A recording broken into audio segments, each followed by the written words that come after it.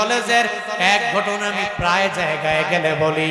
ওই মেডিকেল কলেজে এক গর্ভবতী মায়ের যখন নিয়ে আসা হলো, বর্তমানে হসপিটালের বেডে এমন ঘটনার বান্দা অভাব নাই।